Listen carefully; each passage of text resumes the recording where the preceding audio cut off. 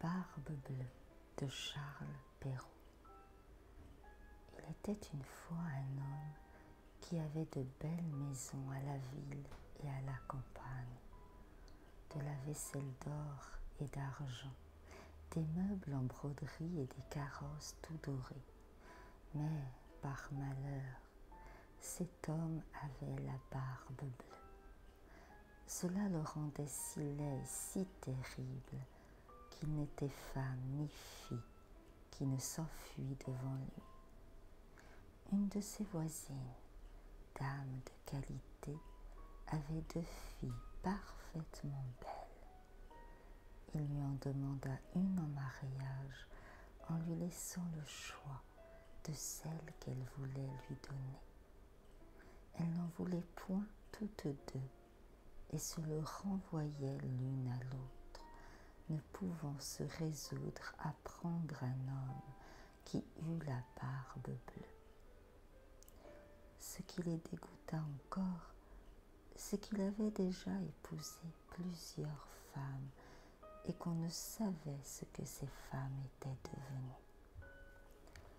La barbe bleue, pour faire connaissance, les mena avec leur mère et 3 ou 4 de leurs meilleurs amis et quelques jeunes gens du voisinage à une de ces maisons de campagne où on demeura 8 jours entiers. Ce n'était que promenade, que parties de chasse et de pêche, que danses et festins, que collations.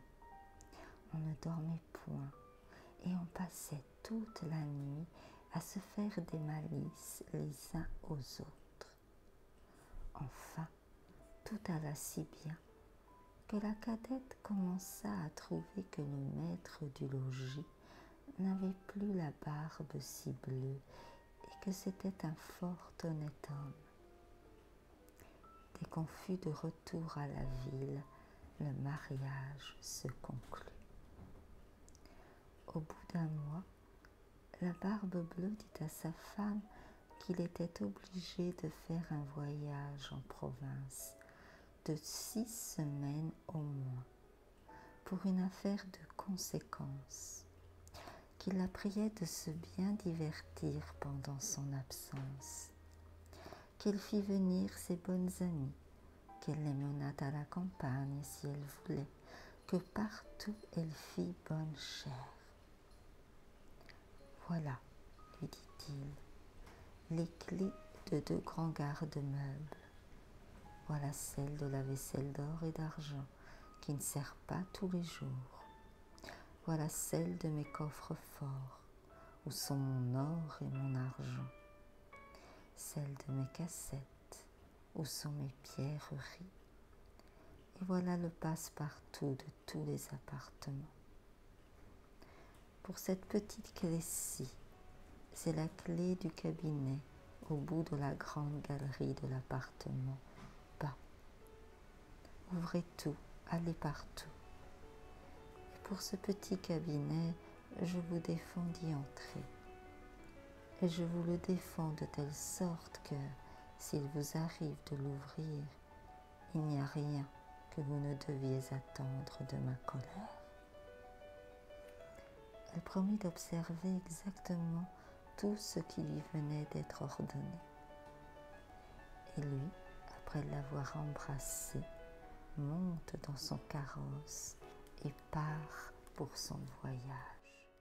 Les voisines et les bonnes amies n'attendirent pas qu'on les envoyât quérir pour aller chez la jeune mariée, tant elles avaient d'impatience de voir toutes les richesses de sa maison, n'ayant osé y venir pendant que le mari y était, à cause de sa barbe bleue qui leur faisait peur. Les voilà aussitôt à parcourir les chambres, les cabinets, les garde-robes, toutes plus belles les unes que les autres.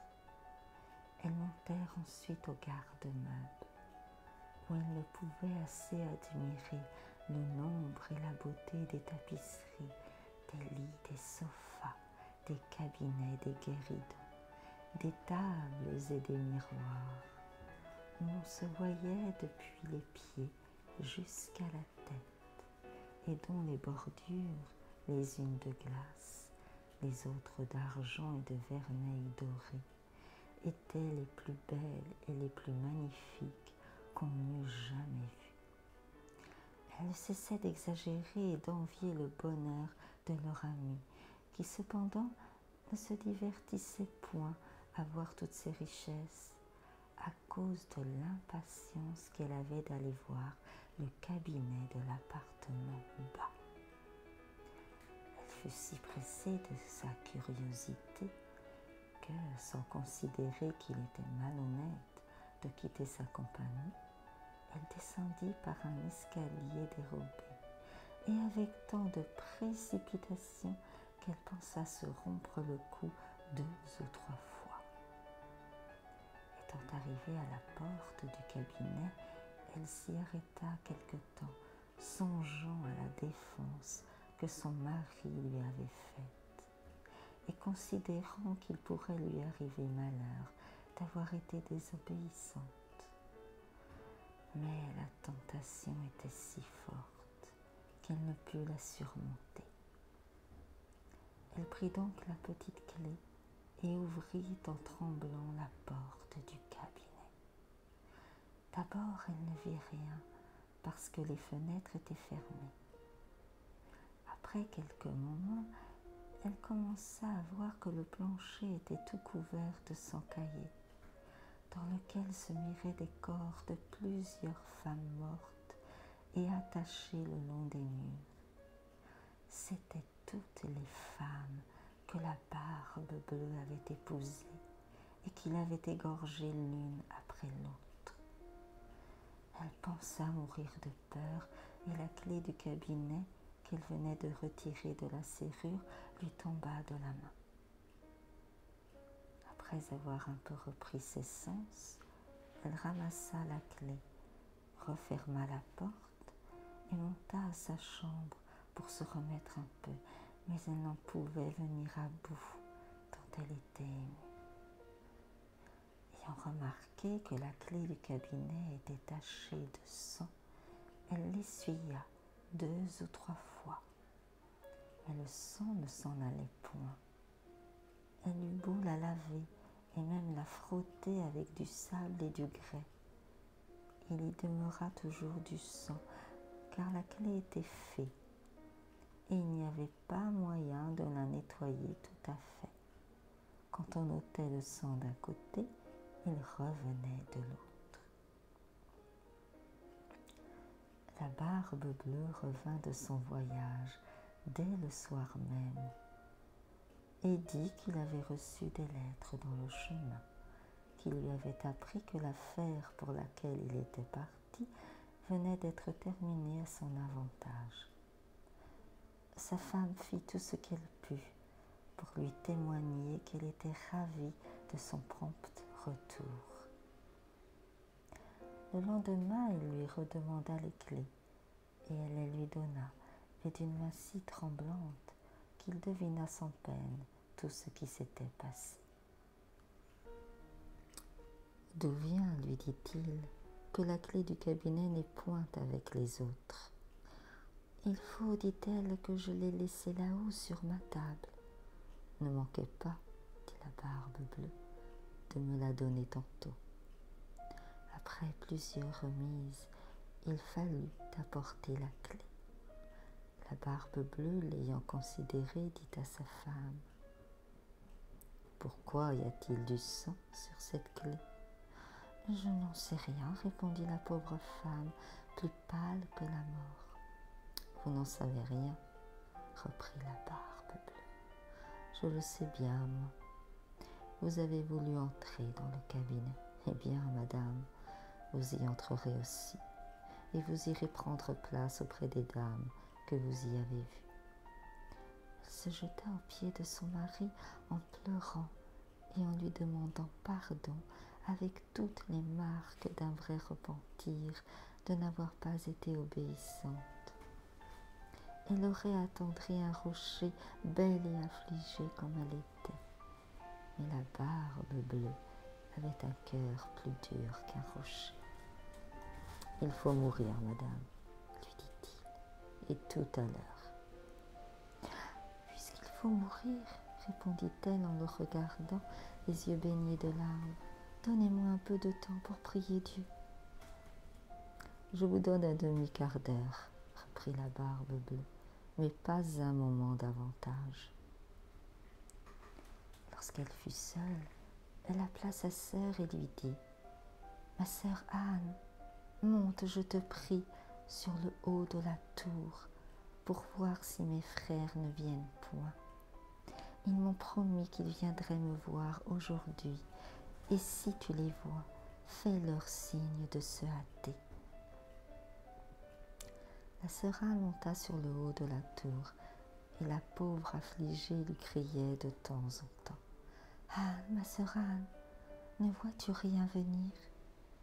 Et la sœur Anne lui répondait « Je ne vois rien que le soleil qui poudroie et l'herbe qui verdoie. » Cependant la Barbe Bleue, tenant un grand coutelas à la main, criait de toute sa force « Descends vite, ou je monterai là-haut. »« Encore un moment, s'il vous plaît, » lui répondit sa femme. Et aussitôt elle criait tout bas « Anne, ma sœur Anne, ne vois-tu rien venir ?» Et la sœur Anne répondait « Je ne vois rien que le soleil qui poudroie et l'herbe qui verdoie. »« Descends donc vite, » criait la Barbe Bleue, « ou je monterai là-haut. »« Je m'en vais, » répondait sa femme, et puis elle criait « Anne, ma sœur Anne, ne vois-tu rien venir ?»« Je vois, » répondit la sœur Anne, « une grande poussière qui vient de ce côté-ci. Sont-ce mes frères ? Hélas, non, ma sœur, je vois un troupeau de moutons. »« Ne veux-tu pas descendre ?» criait la Barbe Bleue. « Encore un petit moment, » répondait sa femme, et puis elle criait « Anne, ma sœur Anne, ne vois-tu rien venir ?»« Je vois, » répondit-elle, « deux cavaliers qui viennent de ce côté, mais ils sont bien loin encore. »« Dieu soit loué !» s'écria-t-elle un moment après. « Ce sont mes frères. Je leur fais signe tant que je puis de se hâter. » La Barbe Bleue se mit à crier si fort que toute la maison en trembla. La pauvre femme descendit et alla se jeter à ses pieds tout éplorée et tout échevelée. « Cela ne sert de rien, » dit la Barbe Bleue, « il faut mourir. » Puis, la prenant d'une main par les cheveux et de l'autre, levant le coutelas en l'air, il allait lui abattre la tête. La pauvre femme, se tournant vers lui et le regardant avec des yeux mourants, lui demanda un petit moment pour se recueillir. « Non, non, dit-il, recommande-toi bien à Dieu. » Et levant son bras. Dans ce moment, on heurta si fort à la porte que la Barbe Bleue s'arrêta tout court. On ouvrit, et aussitôt on vit entrer deux cavaliers qui, mettant l'épée dans la main, coururent droit à la Barbe Bleue. Il reconnut que c'étaient les frères de sa femme, l'un dragon et l'autre mousquetaire, de sorte qu'il s'enfuit aussitôt pour se sauver. Mais les deux frères le poursuivirent de si près qu'ils l'attrapèrent avant qu'il pût gagner le perron. Ils lui passèrent leur épée à travers du corps et le laissèrent mort. La pauvre femme était presque aussi morte que son mari et n'avait pas la force de se lever pour embrasser ses frères. Il se trouva que la Barbe Bleue n'avait point d'héritier et qu'ainsi sa femme demeura maîtresse de tous ses biens. Elle en employa une partie à marier sa sœur Anne avec un jeune gentilhomme dont elle était aimée depuis longtemps. Une autre partie à acheter des charges de capitaine à ses deux frères, et le reste à se marier elle-même à un fort honnête homme qui lui fit oublier le mauvais temps qu'elle avait passé avec la barbe bleue.